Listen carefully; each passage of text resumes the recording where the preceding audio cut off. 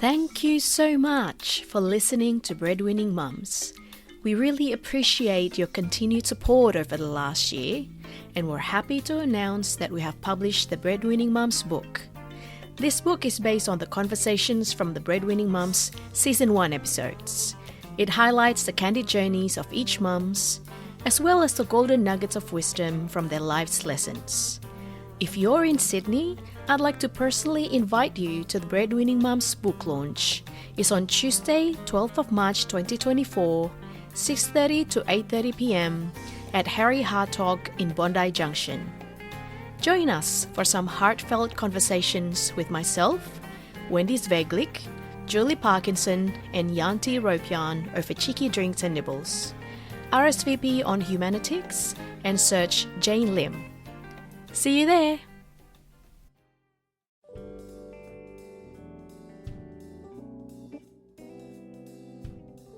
Coming up next on the Breadwinning Mums.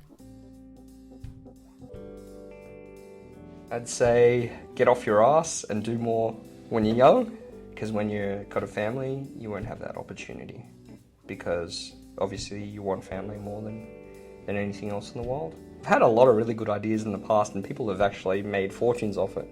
But I never did anything myself, which is weird because I was probably too lazy and didn't get off my ass, and I probably could have. But I wish I'd done that more when I was younger, and then when I had family, just toned it back a bit and just spent more time with them, rather than me trying to balance a bit both.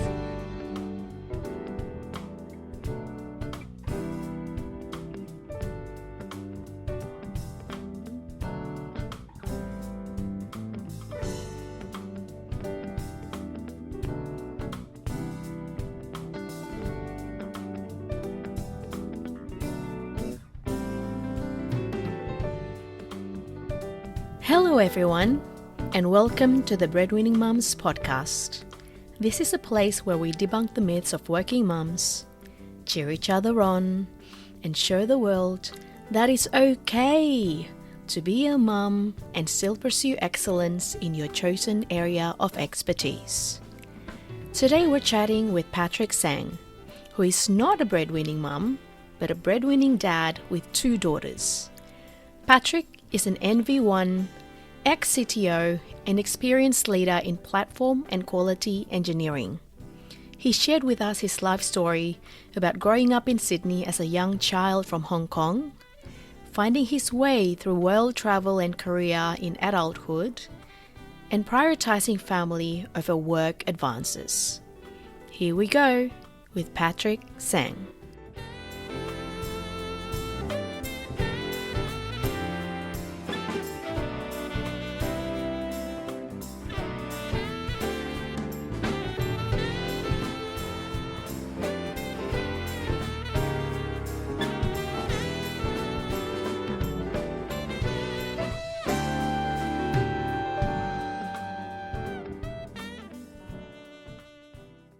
All right, well, Pat, welcome. Cheers. So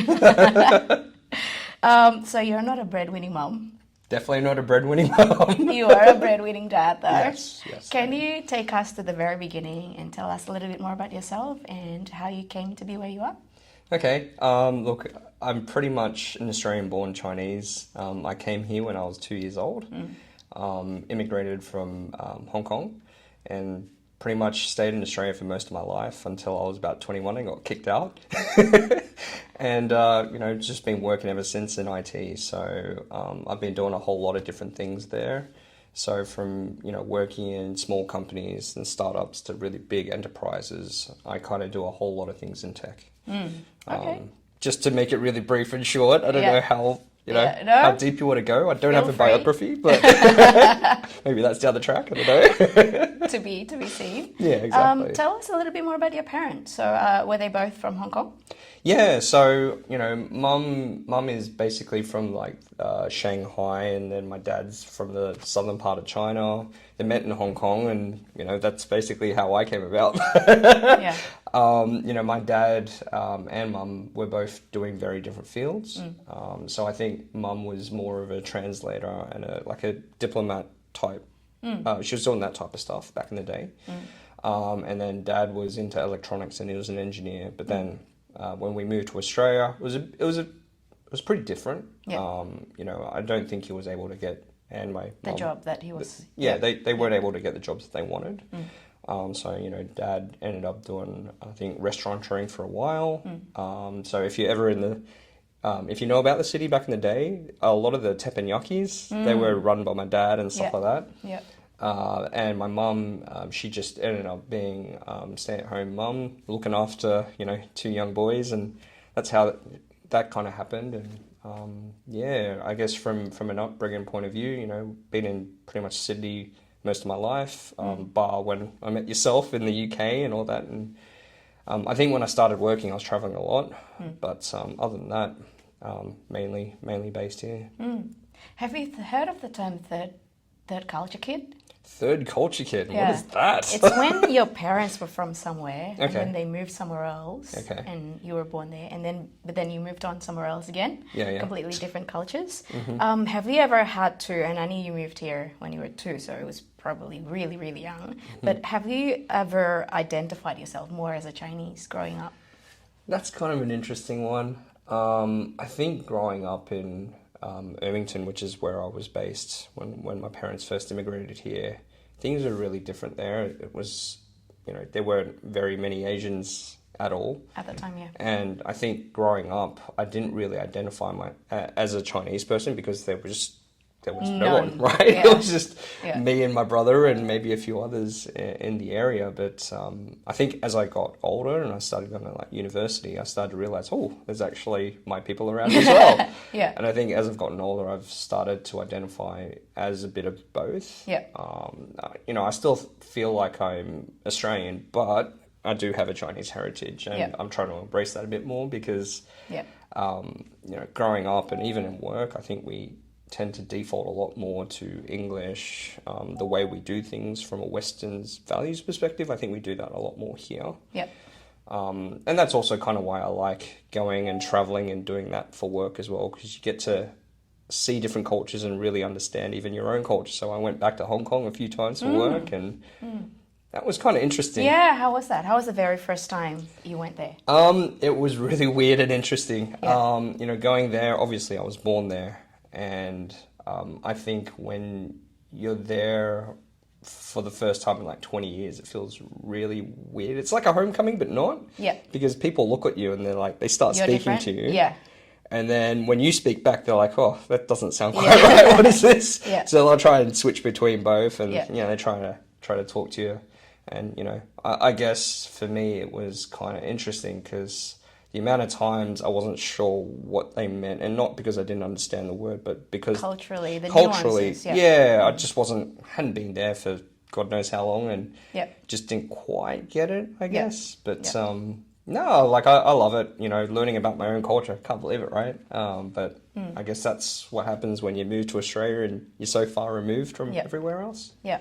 It's pretty full on. So do you identify more, from your Asian background, do you identify more as a honky or Chinese? Because that's different as well, right? Yeah, no, totally. It's like, it's so different in the Chinese side of things. Like, you know, there's the Southern Chinese, and Yeah. then there's the, you know, the rest of China. And for me, like, I don't know, I think in the early days, everyone used to say, oh, you know, I'm from Hong Kong, and that kind of, I don't know, for whatever reason, people had an opinion that was different. But these days, it's like, I'm just Chinese. Yeah. Like, even though I'm honky, yes, I think that there is some slight, even cultural differences between people in southern China around those type of Western ports. I think they're a little bit different to, like, the Chinese in other parts of China. Yeah. But, still think I'm pretty much Chinese, but born in Hong Kong, if Yeah. you know what I mean. So. Yeah. Okay, interesting. Yeah. So growing up at Ermington, did you Mm-hmm. ever had to try to fit in and be like more of a white? Oh yeah, person? totally, Yeah. totally. You know, in those days, it was very, very different. Yeah. You know, you being a complete minority, I feel like, you know, people didn't quite know what to make of you, and you know, to a degree, you know, there was some ignorance and some racist crap that just happens. You have to deal with, yeah. Just, it's just people being people, right? You got some good people, you got some bad people, and that's just how it is. But yeah, look, I guess it was pretty difficult at first, growing up there, and even going to some of the schooling. But I'd say that over the years, it actually improved a lot. Yep. And it's not because more of my people came to those particular suburbs, but I think people just started to see the difference in cultures and appreciate that more. Yep. So, I still have friends to this day that are from primary school and even from high school, and they might have joked a bit about some ignorant stuff back in the day, but they're now, multicultural, married to another Asian person. And so, I've kind of seen the kind of suburbs change over time, and it's good. I like the cultural diversity, and even these days, I kind of want that as well. Yeah, for your kids. Yeah, I want them to embrace a whole lot of things, and I think until you travel the world, you don't really appreciate all that stuff. So. Yeah. Okay. Did you see that play out in your early career? What part? In terms of having to fit into a certain mold. Oh, yeah, totally. Yeah? Okay. I think when you're working in the corporate scene and enterprises, they always want you to work in a certain way, have a certain mindset. You want to put work first and all this type of stuff. But I don't think, as you get older, you realize that, there is a mold, but it is flexible, I guess. You can bend some rules and you can make it work for yourself. And I think over time, you come up with your own way of dealing with how you want to be seen in that kind of setting. Yep. But yeah, I'd say when you're first starting off, it is quite different and difficult going from university, as an example, maybe even high school if you dropped out, to going into the workplace. It's extremely different. Yep. As I got through the kind of corporate levels, I could definitely see differences in the way that you perceive culture, and I think as you go further up, it gets very different. Yeah. So culture, it could be just not just race, but also gender as well. I feel like as you get up to leadership, it's more of a gentleman's club where there are a lot of male leaders, and I think that's changing. Especially in tech, though. Exactly, well. Yep. Exactly. And I think it's not just tech. I think certain industries are geared more towards that, but then there are others that are not. So I think it's just kind of, for me, I could see that, but I don't think that's kind of the case for everyone else. That's all. Yeah. It's improved significantly, but there's still ways to go. Oh, yeah. Yeah, no, it was very different back in the day. Yeah. It's a lot better now. Yeah. Okay. It's funny seeing back in the day when you look like I know, you just right? Started everyone thinks you're 20. I'm not 20. So we met just before you moved to London, actually, and then we caught up in London. Yeah. How was the whole journey for you? How old were you back then, and how has it shaped the way you view the world? I'm trying to remember. It was a while ago. No, look, I think I was 27 when I first moved there. Oh wow. It was a really interesting experience. I was actually pushed to do it by my mum. Oh. So my mum is really open to a lot of this kind of stuff. She wanted me to see the world and really appreciate what was out there, and not just be siloed and kind of sheltered in Australia, I guess. Yeah. She wanted to really go out there and see different things. So, it was great. I'm glad she approved, and so I went. And it changed a lot of my perception of what was out on the other side of the world. It's 25 plus hours away when you're traveling, so going there is not something you can do when you're young. I guess maybe for a holiday, but not really to live unless it's a conscious decision by your family to go. Yeah. Right. But, going over there was really amazing. It's probably the same for yourself as well. Yeah. Seeing all the different cultures and really seeing the differences in how everyone was different, but good different. Yeah. And also there's also bad that comes with it as well. But no, all in all, I really enjoyed my time there.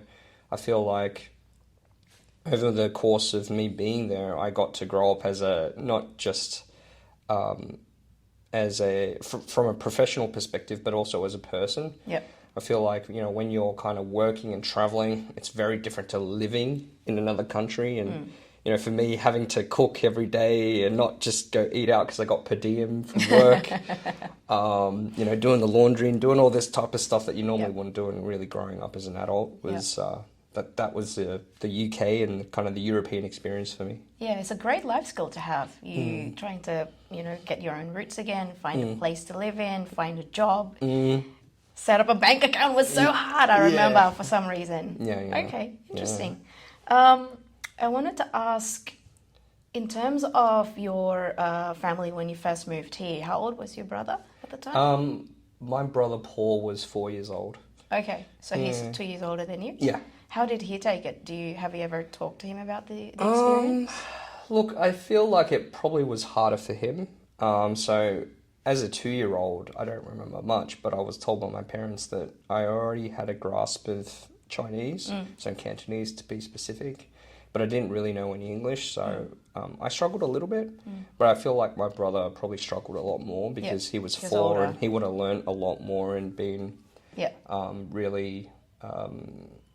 can't really think of the word right now, but really, like, not just exposed, but like he's really deep into the language. It would have been really hard for him to change with the language and also the culture. But like, he's doing really well now. Yeah. I mean, if you talk to him over the phone, you'd think he's completely Aussie, right? Like most of us. Yeah. So. Okay. And he's taken your dad's footsteps in terms of the hospitality industry. Yeah, he went from IT, where he was running the retail side of Westpac, so the core banking, I think it was, to then doing restauranting, because it was just, I guess, something that my family had done in the past, and it was also something that he had interest in. So, and fortunately for him, he also had kind of the relationships from his wife's side to kind of do this type of stuff as well. Oh, okay. They were in hospitality? They just have a lot of connections in the Thai community and stuff like that. So I think that was how it all kind of panned out, and it was a really good opportunity for them, and so they took it. Yep. And now my brother is doing really well, so shout out to him. Paul Tsang. Yeah, there you go. Okay. You're married to Tracy, who's also another Asian Australian. Can you tell us a little bit more about her background? Yeah. So, Tracy's, she's Vietnamese Chinese. It's kind of interesting when you go to Saigon. She's in a place where they only speak Cantonese. You don't expect it, but when you go to Vietnam, there's just a suburb that you go to, and it's like they speak Cantonese, signs are in Chinese. Yeah. But they still speak a bit of Viet. Yeah. I mean, they're still fluent, but it's just the predominant language when you go is just full Cantonese. So it was really interesting, to say the least. But so she's from there, and she basically came to Australia when she was about 11. Oh, wow. And a little bit later. Okay. Yeah. So, for her, adopting to the culture here was a very different thing. Yeah. She got there in the end, I think. Yeah. Okay. Just like you and us, you and me. So. Well, I moved here when I was 12, so I can totally relate to your experience. Yeah. It's very challenging, I'd say. Yeah. Did her parents come from Vietnam or from? From Vietnam. Oh, okay, so they're Vietnamese. They're like, I think, 3rd or 4th generation Chinese in Vietnam. Oh. And so I wouldn't even count them as Chinese. They're more Vietnamese, but. Funnily enough, even then, after all those generations, they still speak fluent Cantonese. Yep. But it's like a Cantonese that's lost in time. Yep. So it's like encapsulated from that era in the 80s or something. Yeah. So I'll say slightly different words compared to people in Hong Kong or something like that. So. It's kind of interesting, and that's the only reason why my Cantonese is any it's somewhat decent now. It's because I've had to speak to them in Cantonese and get better at it again. Okay, all right. Yeah. And how has it affected the way you parent your children? So Tracy's from Vietnam. She's got Chinese heritage. She's now living in Australia, and your family's from. Oh, the cultural differences and parent. Yeah. Look, I think that. Do you feel like you I don't know if there's that much difference, because I think culturally, like, Chinese and Vietnamese way of doing things is very similar. Okay. We all shout and yell and smack. You mean that the You can illegal hear us stuff? from the other side of the room. Like, there's no difference really. Okay. All right. No, but look, I guess culturally there are some things and some. Off the top of my head, I don't think they're that different. Yeah. But there are just really slight cultural differences, and I don't think that really impedes or does really anything with or affects any way that we teach and we parent and stuff like that. I think we just, as Asians, I think we all strive really hard to do whatever we can and work hard and all that. Asian stereotypical. You're a tiger dad, are you? A little bit. Just a bit. A little bit. No, I'm finding out that as I'm teaching, my kids, that I probably am leaning more towards that. But I think it's because growing up, we were told because we were immigrants, to work really hard and reach a certain level in schooling, to go to university, to do all this other stuff. You know, your typical lawyer, doctor, accounting, or something like that, right? Yeah. So I think because of that, I was taught more aggressively. I can't think of the right word, but I'll give you an example, right? Assertively? Yeah, that's a good one, right? I think it was more aggressive. Assertive is very light and politically correct. Okay. But no. My mum used to get us to learn like 40 words a day, and this was from kindergarten. Yeah. So, if you didn't know it, you'd be in trouble. Yeah. Right? Yeah. And that was just the English portion. You had math as well. And, going to school even recently, like I'm talking to other parents about what they think about the homework levels and stuff like that. And they're all like, oh, I think it's a bit light too. Yeah.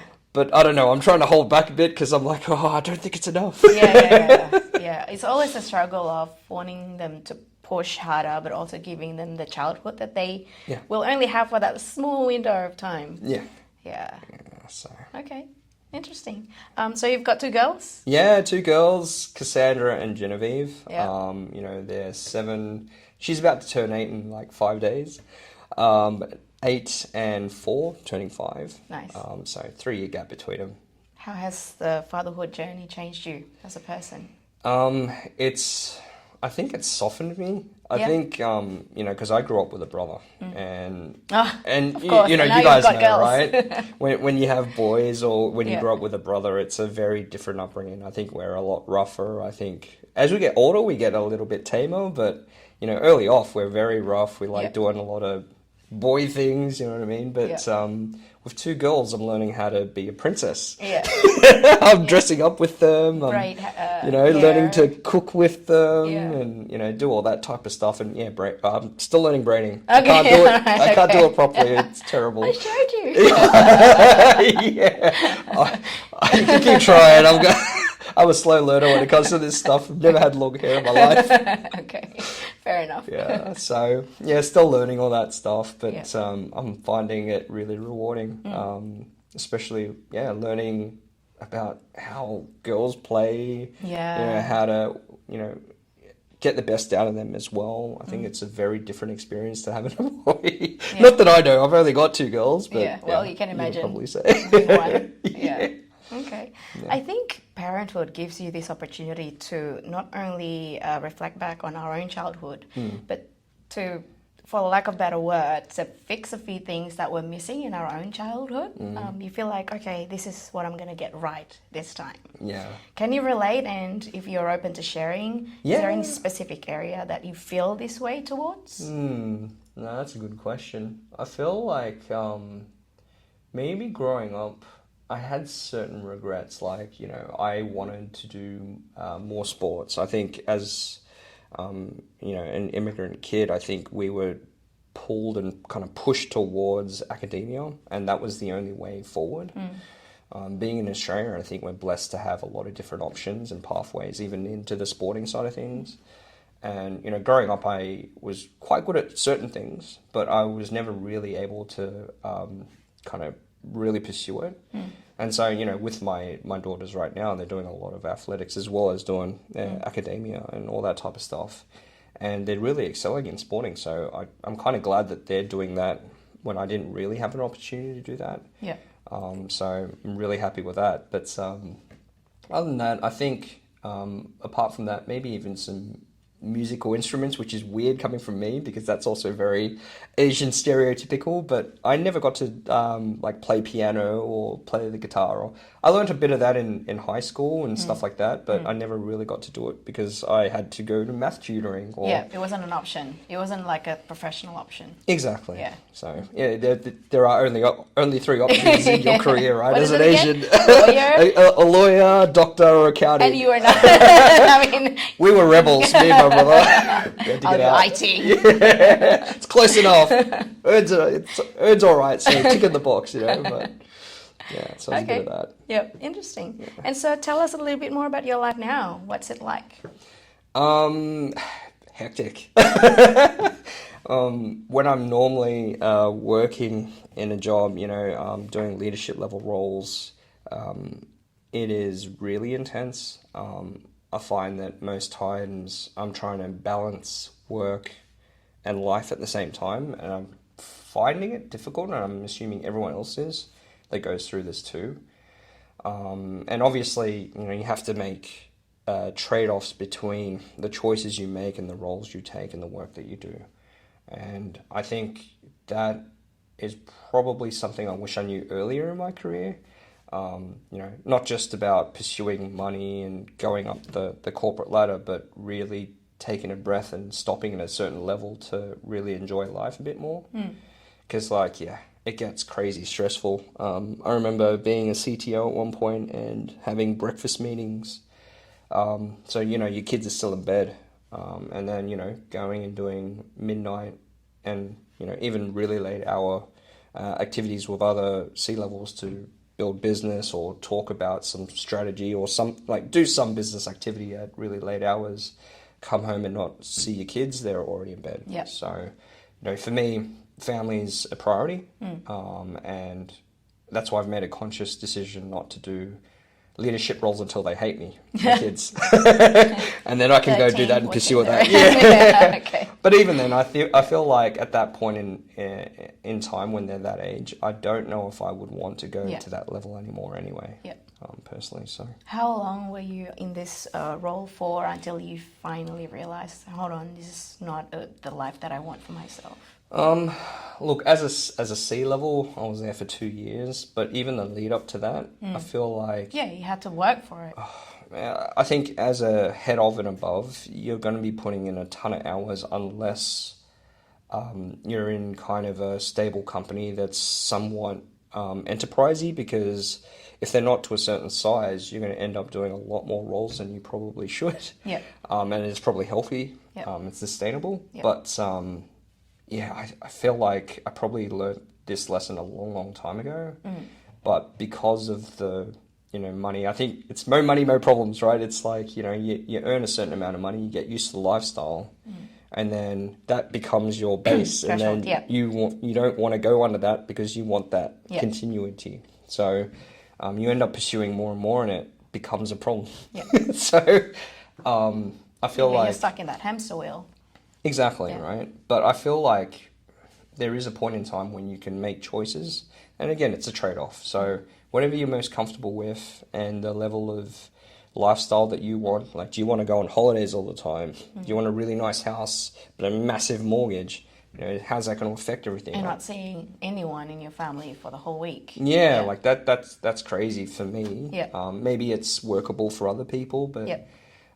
You know, I've made the conscious choice never to go above like head of or director level because I know that's just too much. Like even at that level, it gets a bit crazy. Yeah. Like, you know, back-to-back meetings from morning till night.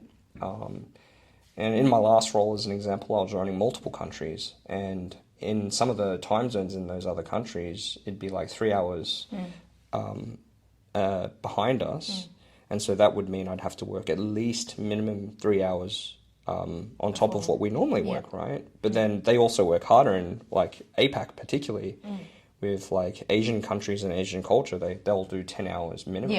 Yeah. So I'm not kind of really enthusiastic about pursuing something that has that kind of large coverage in different countries again. Yeah. Just because you might be working till midnight most nights. So. Yeah. From 6 o'clock in the morning. till stupid o'clock at Yeah. night. So Yeah. definitely not keen on that anymore. I Yep. feel like there's a good balance that you can strike, but you got to be really picky, especially when you go up, about what you actually do. Yep. So I'm happy to keep holidaying until until I find the right thing. Yeah, sounds good. Was there a tipping point that really made you decide, okay, this is it, I need to let go, and Yeah. just what happened, if you don't mind? Yeah, sharing? no, totally. I think I'm pretty sure of this moment. I was sitting on a step with my oldest daughter at the time, and, I was just really enjoying the time with her. And I just, in my head, I mean, she didn't realize this, but in my head, I was like, this was the moment for me. It was like, you know what, I really, really want more of this. And less of the really stressful stuff. I really need to prioritize myself a bit more and just do that. So it was that. There was one other moment as well when I was just really sick of work at the time because it was just really, really intense. And so, did way too many late nights with tenders due the next morning and stuff like that. And I remember walking into my daughter's room, so my youngest, Genevieve, and just seeing her and just wishing I was kind of taking care of her more and there for her and really experiencing life with her. So Yeah. that was huge for me, and that was what just, like, the next day I basically said, I'm out of here, guys. Like, I know I've done a good job here, but it's time to move on. I don't really want to do this no more. Yeah.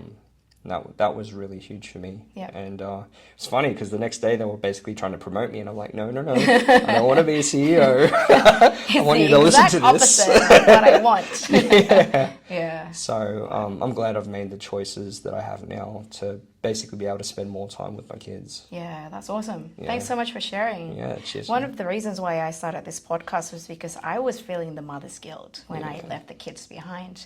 But the other side of this is like, dads have that guilt as well. It's probably not as prevalent because it's not something that was maybe allowed. You're allowed as a male, you're not really allowed to feel that way. You need to provide for the family. You need to be going out there. Yeah. But it's a balance, right? And the girls are only little for such a short amount of That's time. right. And the golden moments are very fleeting. It's just, those simple moments. It's just like sitting on the steps, sitting in the backyard under the sun. And it's just, for a couple of seconds, life is just so good. Yeah. No, and that's why I'm so glad I'm not doing all that really hardcore stuff for now anyway. Yeah. Maybe later, but Still not there. now. Not now. They're still young. Yeah. Okay, awesome. Thank you. And so right now you're in between jobs, but when you're working and when you have a family, how do you juggle everything? Is there any specific ritual that works for you? Yeah. Look, I feel like both of us as parents have to take responsibility and really figure out the lines between what is acceptable.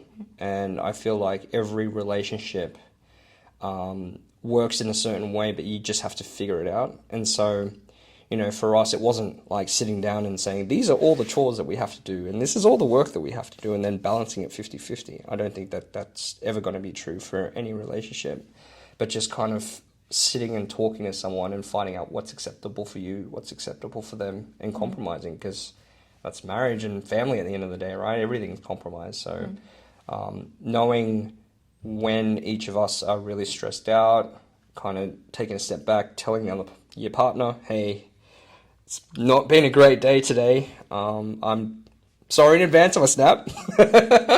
Doing stuff like that, I think that helps. I feel like exercise, crazy important, because mentally, I think when you're drained or you've had enough and you're not motivated, or when you're stressed out, I think exercise is super important, and it kind of prevents a lot of the snappy kind of crap that happens when you're stressed out. It just releases attention. Yeah, I think you're just too tired to do anything. You're like, you know what, I'll just do it, But, people talk about, endorphins and stuff like that. But for me, it's just like, I'm just too tired. I'll just say yes. Don't want to talk anymore. I know when to ask a favor. Check out on Strava. Yeah, you'll know when. Okay. But exercise is super important. Setting boundaries, I think, is super important. I feel like certain couples want some space as well. So giving your partner some space to do whatever they need to do, super important too. Yeah. I think Trace recently went to a concert night with a friend, and, I guess for her and for me, we tend to do things that are just purely about us. And I know it sounds selfish, but at some point I feel like people need to be a little bit selfish about themselves to take care of themselves. It's so important to keep your own self outside of the marriage, right? I think so that you can go back and give within the marriage itself. Yeah, exactly. Okay. So I feel like those are the main things. There might be other things, but off the top of my head, I think they're the most important things. It sounds like you have a really good communication dynamic with Stace. Is this something that's, with Trace. Is this something that that you sort of had to work on throughout your marriage, and has it evolved throughout time as well? For sure. Like, I feel like everyone, when they talk about marriage, especially when they're young, they feel like it's like a fairy tale. I think we're brought up that way, everything ends with happily ever after. Yeah. but that's where shit begins. Yeah, exactly. That's where the shit gets real. That's like, shit, I'm married. What do I do now? Yeah. And honestly, I think everyone realizes in the first year of marriage how different it is and how much you need to work at it. And you always need to work at it. It doesn't matter. Like, we're coming to our 10th year anniversary, and congratulations. Oh, thank you. But even then, I feel like there are some times when you just, it's not just sometimes, but it's all the time, where you just need to work at the relationship. Otherwise, it's just like anything. Like, I see it almost as an investment. If you don't put your effort and time into it, it's all going to fall apart. And sadly, I think that's why a lot of divorces and the divorce rates are quite high these days, because a lot of people are under the impression that if they don't feel like they can, if they can't be themselves and they can't deal with that, then I don't want them. And I feel like that happens a lot in society these days. But the reality is, no one's ever going to like you for all your bad habits and all your cons. Maybe your pros, but definitely not your cons, right? So you got to work at it, right? There's no other way to do it. Yeah. Interesting. Yeah. What's something that you have to unlearn as a dad? Unlearn as a dad. I feel like maybe... Oh, that's a tough one. Is there anything that I want to unlearn as being a dad that I used to do before? I feel like for me, maybe my tolerance and my patience has gone up a lot.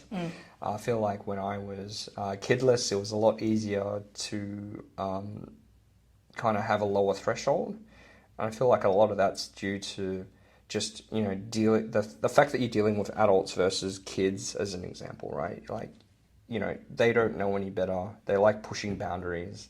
And so if I was losing it at the same tolerance level as I was as talking to adults, I think it'd go downhill very quickly with the, relationship with my kids and things like that. I think that was probably the main thing that I probably needed to learn more. And unlearn as I was getting older, right? Like, just snapping and, just having less patience for fools, I guess. But I've gotten a lot more tolerant and more patient, I guess, as I've gotten older.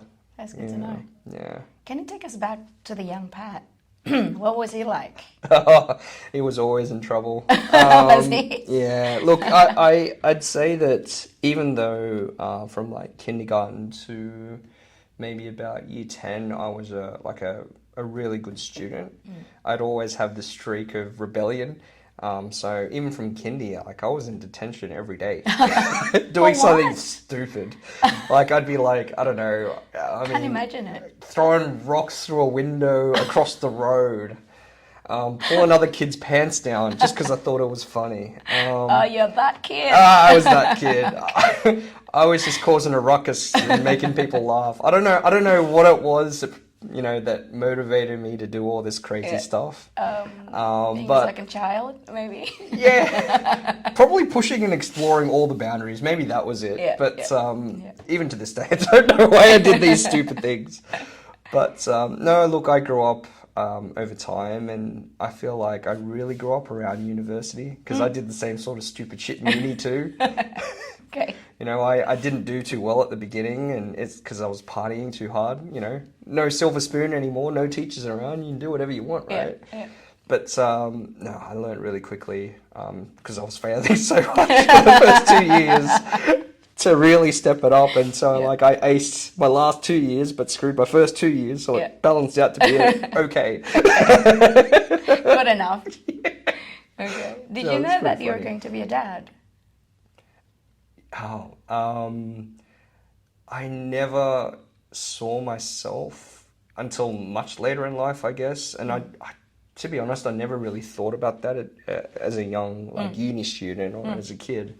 It's like you kind of knew I would have kids, but just never really knew when. And even in my 20s, I'd say I was not really thinking about having a family because it was just such a different mindset. And it wasn't until I think maybe towards the end of the UK experience that I was like, oh, maybe I should get into a more serious relationship. Time to settle down. Start You're getting nearing older. 30 then, right? Exactly, exactly. So, you know, I think that's when I really wanted to kind of settle down and, you know, really change my thinking and all that type of stuff. But, yeah, before that, it was all party.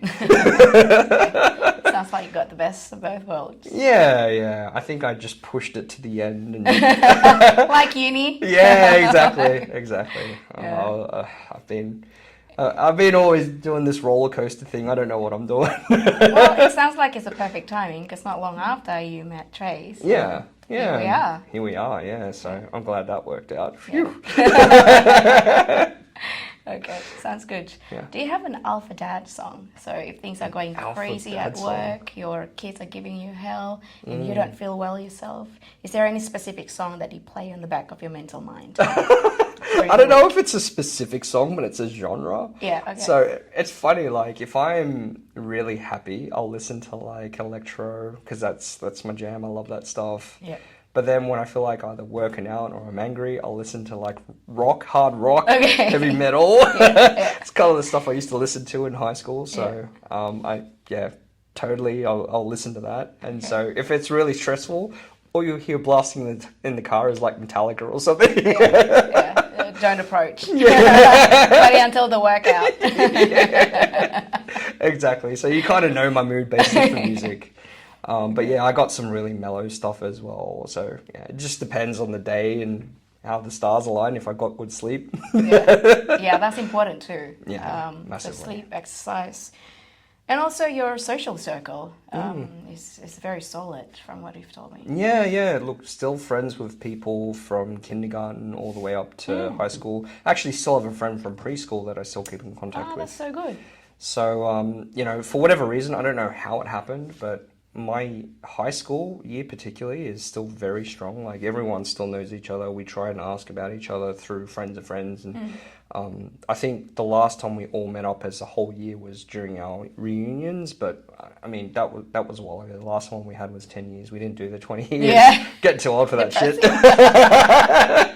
But no, look, we still meet up as friends and stuff. And, you know, occasionally the different groups will merge and we'll go out and do something for someone's birthday party or something. So, Okay. I mean, even recently I had a poker night with all my high school mates. So that was cool. Yeah.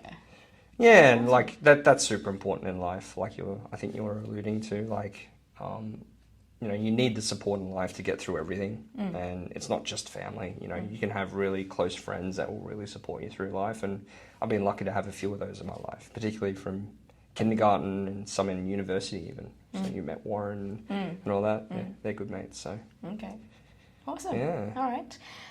If you could give your younger self one advice, that young Pat who's just on that trajectory towards becoming a CTO, knowing all of the wealth of knowledge that you know now, what one advice would you give that young Pat?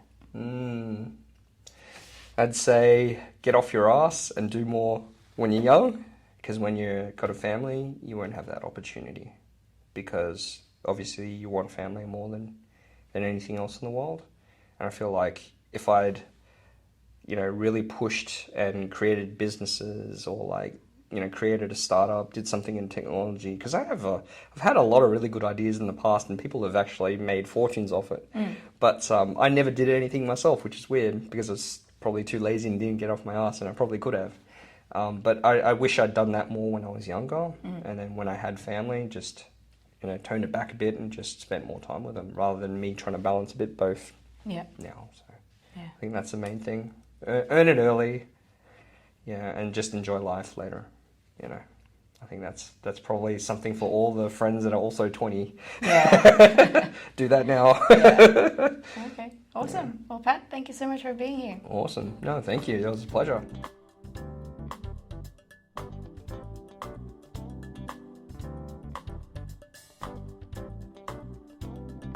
This episode of the Breadwinning Mums was produced by me, Jane Lim, and our theme music was produced by Sam McNally. We recorded this episode on the lens of dark people who have passed their parenting story for generations. We pay our respects to their elders past and present and thank them for caring for country. Connect with us through LinkedIn or Instagram at Breadwinning Mums. Until next time.